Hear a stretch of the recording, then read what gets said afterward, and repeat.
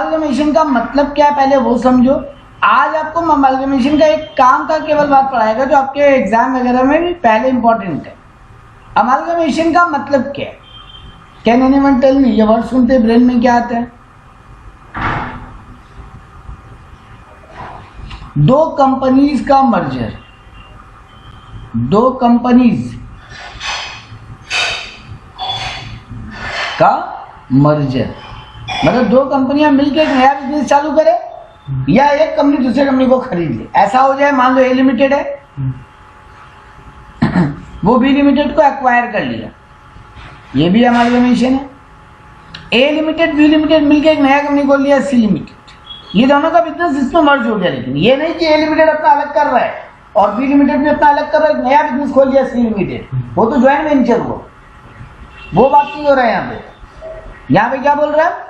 ए limited B limited अपना अपना business बंद करके एक नया बिजनेस खोल लिया एक साथ मिलके सी लिमिटेड। मतलब ए लिमिटेड का बिजनेस भी बिक गया सी लिमिटेड को, बी लिमिटेड का बिजनेस भी बिक गया सी लिमिटेड, ये भी अमालगमेशन। खाली ए लिमिटेड अगर बी लिमिटेड को खरीद लेता या बी लिमिटेड ए लिमिटेड को खरीद लेता, वो भी अमालगमेशन है। तो ये सब क्या है? अमालगमेशन। दो कंपनियों का मिल जाना, मर्ज हो जाना। मर्ज हो जाना या परचेज करने की बोल सकते हो, परचेज करना, लेकिन परचेज करके तो मर्ज ही हो जाएंगे ना, वो एक बिजनेस हो जाएगा, अब वो अलग बिजनेस नहीं रहेगा। अब अगर ए लिमिटेड बी लिमिटेड को ले लेते हैं तो बाई कर, यहाँ तुम्हारा बात करेक्ट है परचेजिंग, लेकिन ये परचेजिंग का मीनिंग वही हुआ ना कि अल्टीमेटली बी लिमिटेड खत्म, तो बी लिमिटेड ए लिमिटेड में क्या हो गया? मर्ज हो गया। वैसे अगर ए लिमिटेड अपना पूरा business B limited C limited को दे दिया, बी सी को दे दिया और नया बिजनेस दोनों मिलकर सी लिमिटेड चालू कर दिए, तो ये भी तो ए लिमिटेड सी में मर्ज हो गया, बी लिमिटेड सी में मर्ज हो गया। नहीं, अब ए और बी नहीं रहेगा मुझे, अब ए और बी नहीं रहेगा। अगर ए और बी अलग अलग रहता और नया सी खोलते, इसको ज्वाइंट वेंचर बोलते, इसको ज्वाइंट वेंचर बोलते। नहीं, ए और बी दोनों नहीं रहा, सी एक नया आ गया। ऐसा एग्जांपल बड़ा कंपनी लेवल पे फिलहाल याद नहीं आ रहा, याद आने में भूलेगा। ए बी का मर्जर तो बहुत है, रुचि सोया पतंजलि। हाँ वही एकदम रुचि सोया पतंजलि वाला एग्जांपल। सर वो तो हो गया ए और बी का परचेज वाला। अच्छा, ए और बी मिलके नया बिजनेस खोल दिया सी लिमिटेड। नहीं, वैसा एग्जांपल है, वैसा एग्जांपल क्यों नहीं है?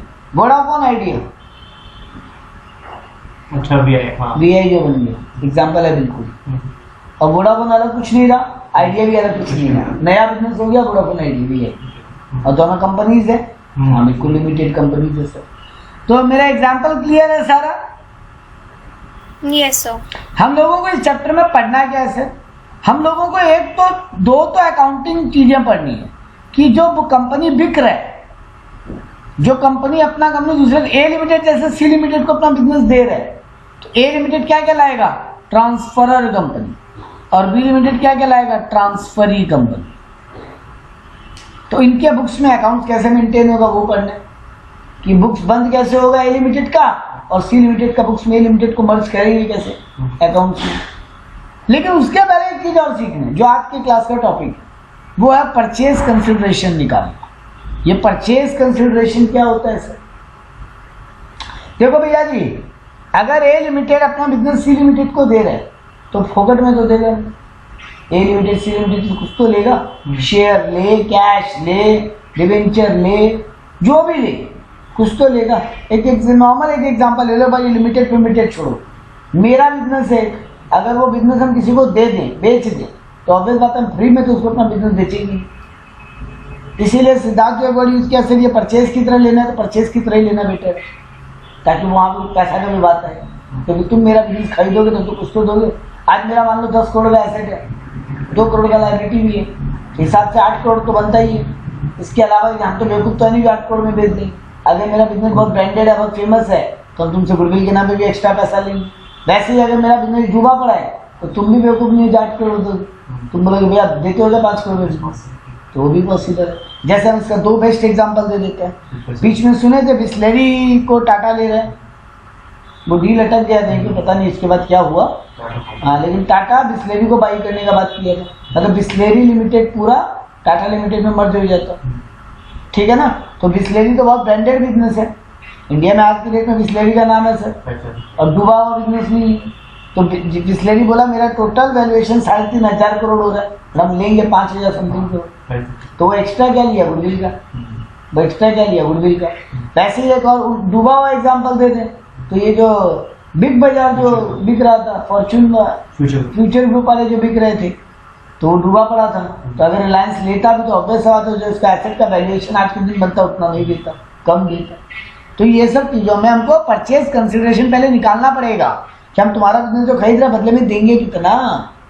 तो वो परचेज कंसिडरेशन कैलकुलेट करना ही मेन टॉपिक है। बाद में भी बाकी तो जनरल एंट्रीज है सर, वो हो जाए दोनों के बुक्स में।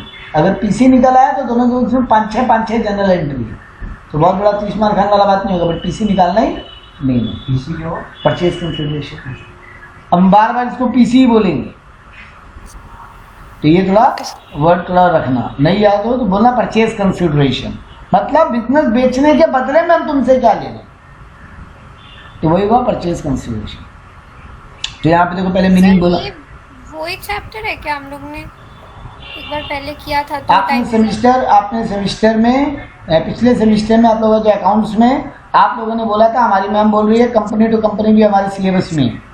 हाँ, वो मैम ने बोल रही है। हाँ, तो उस समय आप लोग बोले थे हमको, जबकि हम आपको बोला था आपको वहाँ सेमिस्टर में तो पार्टनरशिप टू पार्टनरशिप होना चाहिए था कि एक पार्टनरशिप बिजनेस दूसरे पार्टनरशिप बिजनेस को खरीद ले रहे।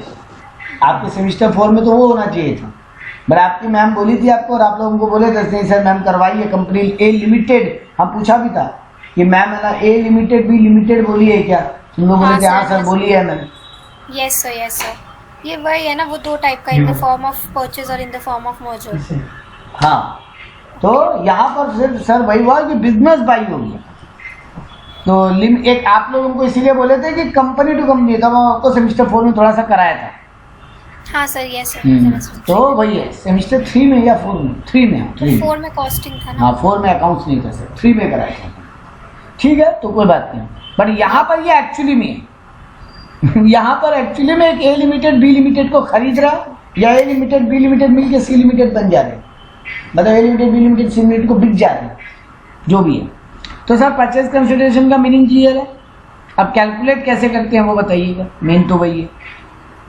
तो देखो यहाँ पे परचेज कंसिडरेशन कैलकुलेट करने का 2 मेथड है, एक होता है नेट पेमेंट मेथड, एक होता है नेट एसेट मेथड। सर पहले मीनिंग क्लियर कीजिए तब प्रैक्टिकलिटी पे जाते हैं। बेटा बहुत सिंपल मीनिंग लेना है एकदम। पहला मेथड ये बोल रहा है हम तुमको दे क्या क्या रहे हैं, वो जोड़ लो तब भी तो आ जाएगा परचेज कंसिडरेशन। हम तुमको अपनी कंपनी का इक्विटी शेयर दे रहे हैं, हम तुमको अपनी कंपनी का प्रेफरेंस शेयर दे रहे हैं, हम तुमको अपनी कंपनी का डिवेंचर दे रहे हैं और हम तुमको थोड़ा कैश भी दे रहे हैं। अगर ये चारों जोड़ लें तो आ गया ना तुम्हारे बिजनेस खरीदने के बदले हमको क्या पे करना है ना। मान लो हम तुम्हारा बिजनेस खरीदे और हम अपनी कंपनी का सी लिमिटेड जो है वो ए लिमिटेड को भी और बी लिमिटेड को भी अपनी कंपनी का 1 लाख इक्विटी शेयर दे रहे हैं, 10 रुपया फेस वैल्यू वाला, 50,000 प्रेफरेंस शेयर दे रहा है 10 रुपया फेस वैल्यू वाला, 10,000 डिवेंचर दे रहा है 100 रुपया फेस वैल्यू वाला, और कैश दे रहा है 2 लाख रुपया। तो ये सब जोड़ लोगे तो कैलकुलेशन आ जाएगा ना कि सी लिमिटेड ए लिमिटेड या बी लिमिटेड को क्या दे रहे हैं। यस सर, यही तो परचेज कंसिडरेशन है। तो पहला मेथड यही है कि नेट पेमेंट निकालना, हम तुमको क्या क्या पेमेंट कर रहे हैं। और दूसरा तरीका उल्टा, तुम्हारे बुक्स का एसेट का आज के दिन मार्केट वैल्यू क्या है वो कैलकुलेट कर लो। नेट एसेट मेथड इसीलिए नाम है। तुम्हारे बुक्स का फिक्स एसेट, तुम्हारे बुक्स का करेंट एसेट का वैल्यूएशन ऐड कर ले हम आज के दिन market value, mind it market value, और माइनस कर दे हम करेंट लायबिलिटी का मार्केट वैल्यू, तो जो हम तुमको दे रहे हैं वो भी एक तरीका निकल सकता है। तो या तो हम अपनी नज़र से देखें या तुम्हारी नज़र से। तो जब मेरी नज़र से देखें तो उसको पेमेंट मेथड बोलते हैं कि हम अपनी नज़र से हम तुमको दे क्या क्या है वो जोड़ ले, या फिर हम तेरा ले क्या क्या है वो जोड़ ले। पॉइंट, हम तुम्हारा क्या क्या ले रहे हैं उसका वैल्यू निकाले तो वो भी परचेज कंसिडरेशन का वैल्यू आ सकता है, और हम तुमको क्या क्या दे रहे हैं वो कैलकुलेट कर ले तो भी परचेज कंसिडरेशन का वैल्यू आ सकता है। इसीलिए 2 मेथड है, नेट पेमेंट मेथड और नेट एसेट मेथड। ठीक है सर, कैलकुलेशन सिखाइए तब ज़्यादा बजाएगा। अच्छा, एग्जाम में ज़्यादातर कौन सा आने का उम्मीद रहता है? Net asset method. क्यों? क्योंकि नेट एसेट मेथड में ना वो अल्टीमेटली निकलता है कि कम दे रहे हैं कि ज़्यादा दे रहे हैं, तो गुडविल। अच्छा, ये दोनों मेथड का जब डेटा देगा, सॉरी बोलते बोलते गलती हो गया, दोनों मेथड का जब डेटा दे दे मान लो मेरे वाला में से हम कैलकुलेट कर रहे हैं 20 लाख वैल्यू आ रहे हैं, और तुम्हारा वाला मेथड से जब हम वैल्यूएशन कर रहे हैं 18 लाख वैल्यू आ रहे हैं। ठीक बात, मतलब fix asset plus current asset minus current liability कर रहे हैं तो 18 लाख वैल्यू आ रहा है। और जब हम equity share plus preference share plus debenture plus cash जो हम दे रहे हैं तुमको, वो जोड़ ले रहे हैं तो वैल्यू 20 लाख आ रहा है। तो हम तुमको एक्स्ट्रा कितना दे रहे हैं? 2 लाख। तो ये गुडविल के लिए होगी। अगर कम दे रहा होता तो कैपिटल रिजर्व होता। कम दे तो क्या कहलाता है? Capital reserve. और ज्यादा दे रहे हैं तो क्या कहलाता है? गुडविल। अरे सीधा बात है, तुम्हारा 18 लाख का एसेट के बदले हम 20 लाख का अपना शेयर डिबेंचर्स दे रहे हैं। क्यों दे रहे हैं सर? ऑब्वियस बात है, 2 लाख तुम्हारा ब्रांड इमेज का भी है उसमें। और अगर 20 लाख देना होता और हम 18 ही लाख दे रहा होता तो कम क्यों दे रहे? कि तुम्हारा बिजनेस डूबा पड़ा है, लॉस मेकिंग बिजनेस है, क्यों दे उतना? तो उसको क्या बोल के लिखते हैं? Capital reserve. और अगर एक्स्ट्रा दे रहे हैं तो उसको क्या बोल के लिखते हैं? गुडविल। ये कौन लिखेगा अपने बुक में, कैपिटल रिजर्व या गुडविल? ये नया वाला कंपनी जो या जो बिक रहा है वो कंपनी? नया वाला। हाँ, नया वाला। बेटा जो बिक रहा है उसके बुक में काहे का गुडविल और काहे का कुछ है। उसका बैलेंस शीट बचेगा क्यों? जो उसके लिए कुछ एसेट या लायबिलिटी का आइटम भी बचे, उसका तो बुक से क्लोज कर देना है सर आपको मेरा। तो सर ये नए वाले बुक्स की भी बात हो रही है। ठीक है सर, वो एंट्री करेंगे तब सीखेंगे। बंद होती है तो लोग फॉर क्लोजर चार्जेस है जो भी बोलते हैं उसको, तो वो चार्जेस कौन करेगा? वो जो कंपनी बंद हो रही है वो है जो खरीद। डिपेंड तुम्हारा उसका एग्रीमेंट क्या। सिद्धार्थ का अब क्वेश्चन है, जो कंपनी बंद हो रही है तो ये सब एसेट वैसेट ट्रांसफर होने का कहीं खर्चा लग जाता है, कहीं एक एक्सपेंडिचर लग सकता है बिजनेस को क्लोज डाउन करने का। वो एक्सपेंडिचर कौन बियर करेगा? तो जनरली तो जो कंपनी बंद हो रहा है वही बियर करेगा। लेकिन अगर तुम दोनों कंपनी में ये एग्रीमेंट ही हुआ है कि भैया ये बंद करने का खर्चा भी तुम्ही को झेलना पड़ेगा, ठीक है, जो एज पर एग्रीमेंट है तो जो झेलेगा, जो एग्रीमेंट में लिखा है वो झेलेगा। और अगर एग्रीमेंट नहीं है तो ऑब्वियस बात है, जो कंपनी बिक रहा है तो तुमको तुम्हारे ऊपर 18 लाख दे देंगे या 20 लाख दे देंगे। अब तुम समझो क्या खर्चा लग रहा है, नहीं लग रहा। तो पॉइंट है वहां पे डिपेंड करते हैं। तो चलिए सर इलस्ट्रेशन करते हैं। पहले नेट पेमेंट मेथड से कर रहे हैं, ठीक है। Yes, तो चलिए सर नेट पेमेंट मेथड का एग्जांपल करते हैं। The share holder of Y limited are to be paid 25 in cash and offer of share of 10 rupees each in X Limited for every share in Y Limited। क्या बोल रहा है? देखो, तुमको तुम्हारी कंपनी का हर एक शेयर के बदले हम एक शेयर भी देंगे अपनी कंपनी का 10 रुपया वाला। एक्स लिमिटेड जो है वो वाई लिमिटेड को खरीद रहा है, और यहाँ पे लाइन क्या लिखा है? देखो, share holder of Y limited are to be paid 25 in cash and shares 4 share of rupees 10 each, sorry 4 share of rupees 10 each for every share in Y Limited। क्या बोलना चाहते हैं? Y Limited का एक शेयर के बदले में X Limited अपनी कंपनी का 4 शेयर दे, प्लस पर शेयर 25 रुपया कैश भी दे। फाइन, ओके, हाँ ठीक है। इसके अलावा क्या बोला? The debenture holder of 5000 debenture rupees 100 is to be redeemed at a premium of 10%। अब वाई लिमिटेड में हो सकता है ना डिबेंचर होल्डर भी हो, yes, तो एक्स लिमिटेड बोला उसका डिबेंचर होल्डर को भी हम पेमेंट करेंगे 10% प्रीमियम पे। एक बात ध्यान रख लेना, पीसी कैलकुलेट करते वक्त डिबेंचर होल्डर को जो हम पेमेंट कर रहे हैं वो कैलकुलेट नहीं होगा। तो सर आप ऊपर तो लिखवाए थे इक्विटी शेयर दे रहे, प्रेफरेंस शेयर दे रहे, डिबेंचर दे रहे। बेटा ये डिबेंचर दे किसको रहे हैं? जो कंपनी बिक रहा है उसके शेयर होल्डर को। ये सब हम किसको दे रहे हैं? Equity share, preference share, cash, debenture, उस कंपनी के शेयर होल्डर को जो कंपनी बिक रहा है। यहां लेकिन क्या लाइन बोला है? ठीक से पढ़ो। The debenture holder holding 5000 debentures, है ना, तो वो पीसी का पार्ट नहीं हो सकता। सर बात क्लियर है मेरी? yes sir, नहीं क्लियर है तो हम दोबारा समझाएं। हम बोलना ये चाहता था, ठीक है, हम एक बार बोलते रखेंगे एक लाइन में। हम बोलना ये चाहते हैं कि हम जो भी दे रहे हैं इक्विटी शेयर होल्डर को, वही केवल पीसी का पार्ट होता है। हम उनके अलावा किसी और को कुछ दे रहे हैं, वो लोग पीसी के पार्ट नहीं होते। तो अगर हम इक्विटी शेयर होल्डर को डिबेंचर दे रहे हैं मेरी कंपनी का, then it is a part of PC. लेकिन हम उनकी कंपनी का डिबेंचर होल्डर को भी तो पे कर रहे हैं ना कुछ पैसा, अगर वो पार्ट ऑफ द पीसी नहीं है, क्योंकि उसकी कंपनी के डिबेंचर होल्डर उसकी कंपनी के मालिक नहीं है सर, वो तो क्लोज प्रोवाइडर है। yes sir, पॉइंट, ठीक है। तो अब नेक्स्ट बोला, अच्छा कॉस्ट ऑफ लिक्विडेशन जो सिद्धार्थ पूछा, cost of liquidation of 25,000 to be borne by X limited. देख लो एग्रीमेंट है कि जो कंपनी बंद होने का, कंपनी को बंद होने को क्या बोलते हैं? लिक्विडेट होना। Yes sir. डिसोल्यूशन बोलते हैं पार्टनरशिप फॉर्म के लिए बेटा। तो कंपनी को डिसोल्यूशन नहीं बोलते, हालांकि मीनिंग एक ही है सर, बंद होना, लेकिन सर बोलते नहीं है। स्टाइलिश लैंग्वेज में इसको लिक्विडेशन बोलते हैं।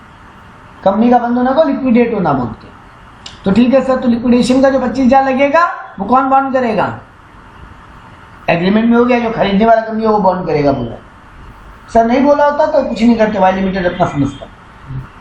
ठीक बात? Yes sir. तो चलिए सर निकालते हैं पीसी। तो कितना देंगे? देखो देखो क्या लिखा है, amount payable to share holder of Y limited. इसी को खाली पीसी बोलेंगे। क्या दे रहे हैं हम? सर उसको वाई लिमिटेड का शेयर कितना, वो लाइन आप पढ़ना भूल गए थे।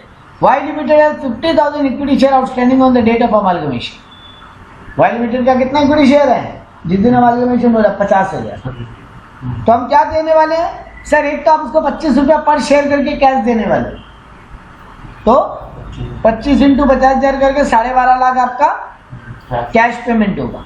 इसके अलावा आप बोले हर 4 शेयर के बदले में अपनी कंपनी का 1 शेयर देंगे 10 रुपये फेस वैल्यू वाला। आई रिपीट, हर 4 शेयर के बदले में अपनी कंपनी का 1 शेयर देंगे। तो कितना शेयर है वाई लिमिटेड का? 50,000 डिवाइडेड बाई 4 इंटू 1। कितना शेयर देंगे हम उसको? 12.5 50,000 का आधा करना है ना, डिवाइड बाई 4 करने का मतलब 50,000 का आधा 25,000, 25,000 का आधा 12.5। और 1 शेयर का हम फेस वैल्यू पे दे रहे हैं कि प्रीमियम पे दे रहे हैं शेयर? फेस वैल्यू पे सर, इंटू 10 आप ये भी दे रहे हो। तो आप यहाँ पर भी 1,25,000 रुपया दे रहे हो। सर बोलो। Are offered 4 shares of rupees 10 oh each. Sorry 4 पे 1 नहीं दे रहे हैं, 1 पे 4 दे रहे हैं। Yes sir. हाँ, लैंग्वेज गलत पढ़ ली। 4 के बदले 1 शेयर नहीं दे रहे अपनी कंपनी का, अपनी कंपनी का 4 शेयर दे रहे हैं उनके 1 शेयर के बदले। तो उनकी कंपनी का कितना शेयर है? 50,000। 50,000 इंटू 4 हम 2 लाख शेयर दे रहे, ठीक है ना? Yes. और इंटू 10 1 शेयर का वैल्यू है फेस वैल्यू, इशू प्राइस 10 रुपया, तो 20 लाख रुपए का सर आप शेयर दे रहे हो और 12.5 लाख कैश दे रहे हो। तो टोटल आप कितना दे रहे हो? 32,50,000 आपका पीसी हो रहा है। सर आप इसमें लिक्विडेशन कॉस्ट नहीं जोड़े, ऑब्वियस सा बात है, वो पार्ट ऑफ द पीसी कैसे हो सकता है? कंपनी बंद होने का खर्चा क्या शेयर होल्डर की जेब में जाएगा वाई लिमिटेड के? No sir. नहीं जाएगा सर। पीसी केवल और केवल ब्रेन में एकदम फिट कर लो, जो उस कंपनी के शेयर होल्डर को दे रहे हैं ना, जो बंद हो रहा है कंपनी, उसको बस वही परचेज कंसिडरेशन का बात हो। उसके अलावा कुछ भी दे रहे हैं, उसके डिवेंचर होल्डर को पे कर रहे हैं, कंपनी के बंद होने का खर्चा दे रहे हैं, सर डजंट मैटर। उसका बैंक लोन हम चुका दिए, सर डजंट मैटर। आप उसके शेयर होल्डर को क्या दे रहे हो उसी को जोड़ो, ठीक है? चलो नेक्स्ट क्वेश्चन करते हैं। ए लिमिटेड, हाँ बोलो। एक चीज पूछना था, वहाँ पे जो एक बार नीचे कीजिए सर। बोलो। हाँ यहाँ लिखा है ना, Y limited has 50,000 equity shares outstanding. यहाँ पे आउटस्टैंडिंग बेटा ये आउटस्टैंडिंग का मतलब यही होता है कि मार्केट में इतना रुपया करने का लायबिलिटी है। ये आउटस्टैंडिंग एक स्टाइलिश वर्ड और कुछ नहीं। अब इसका सिंपल मीनिंग यही लो कि 50,000 शेयर मार्केट में इशू किया हुआ कंपनी। आउटस्टैंडिंग इसलिए वर्ड यूज करते हैं क्योंकि वो 50,000 शेयर के बदले में उनको पैसा लौटाना पड़ेगा ना जिस दिन भी कंपनी बंद होगा।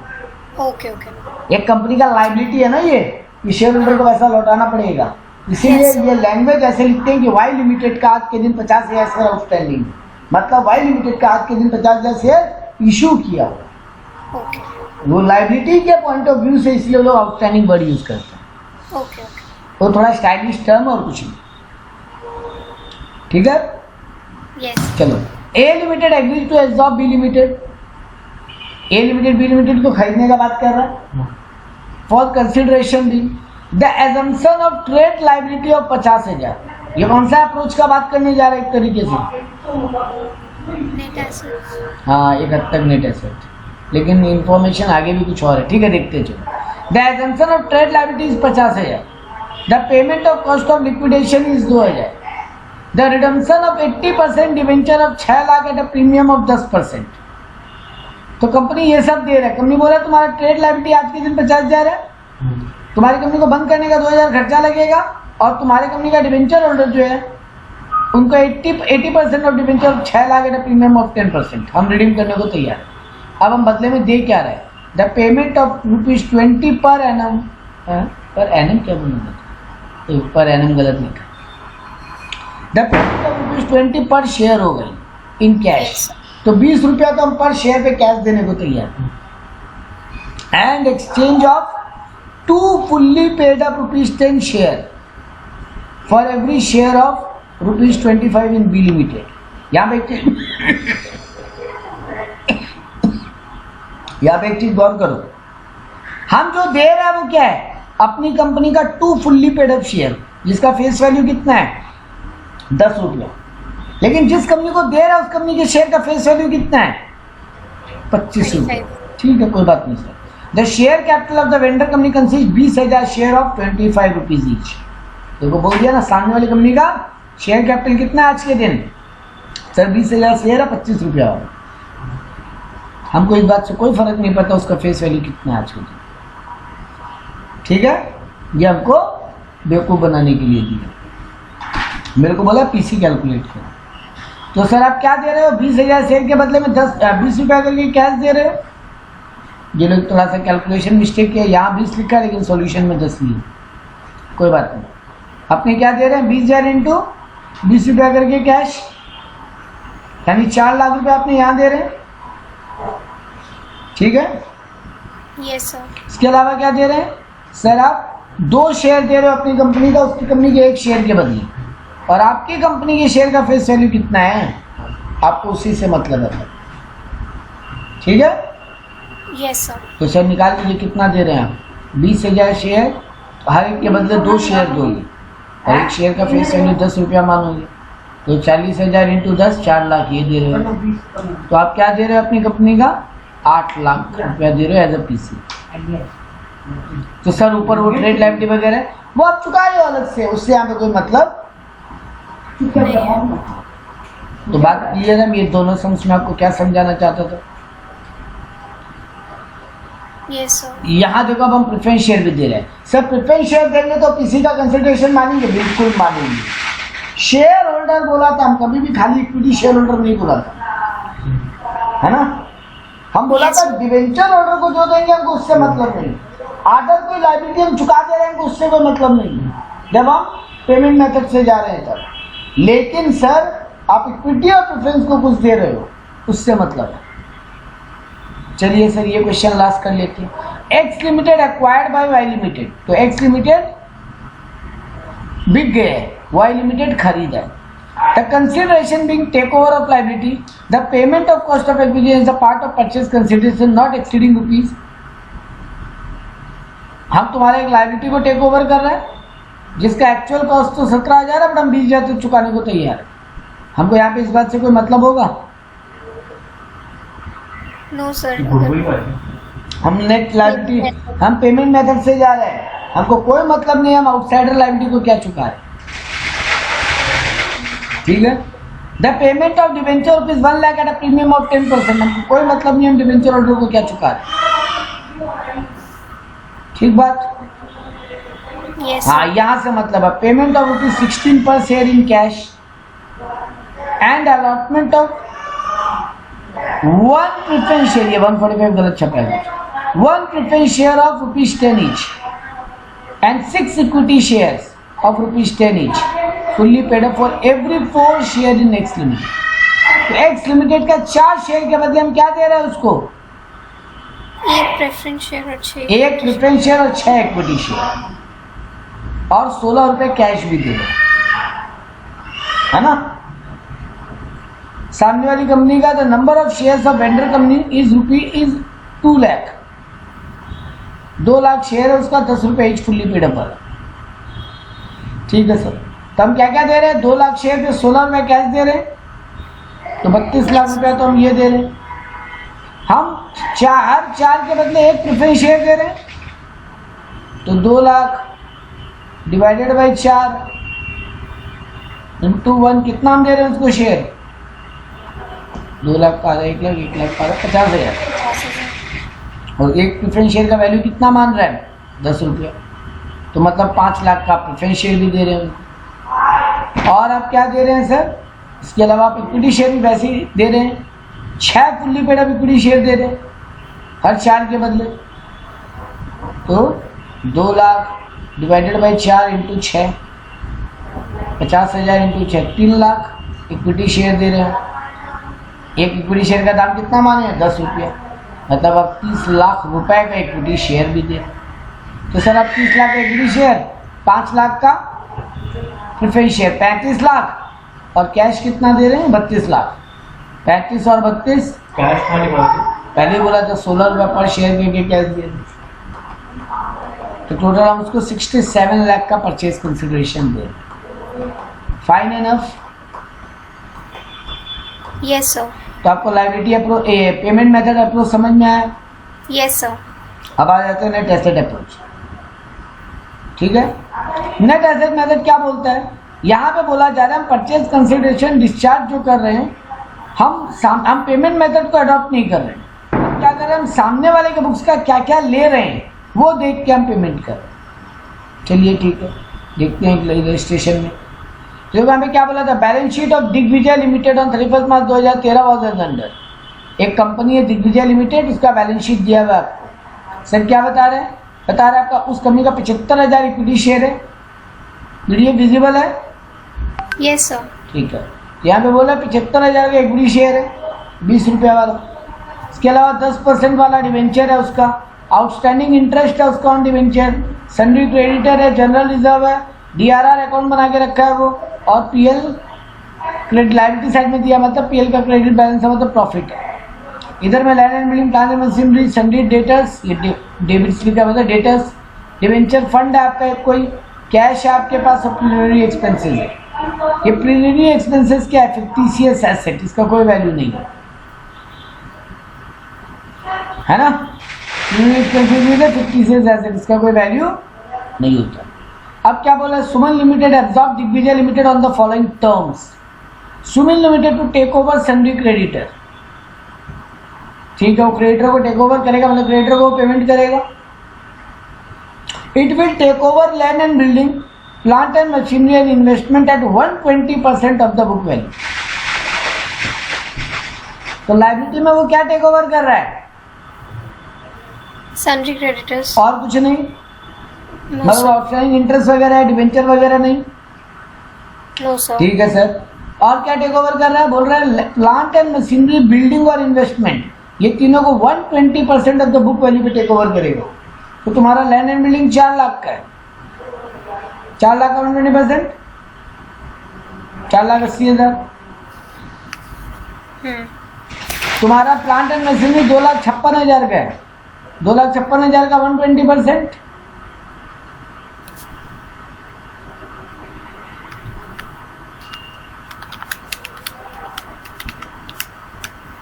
सर 3,07,200। 3,07,200। डेटर बोल रहा है यहाँ पे, अच्छा, और इन्वेस्टमेंट, इन्वेस्टमेंट बोला है 120% ऑफ द बुक वैल्यू, 80,000 का 120%, 96,000। ठीक है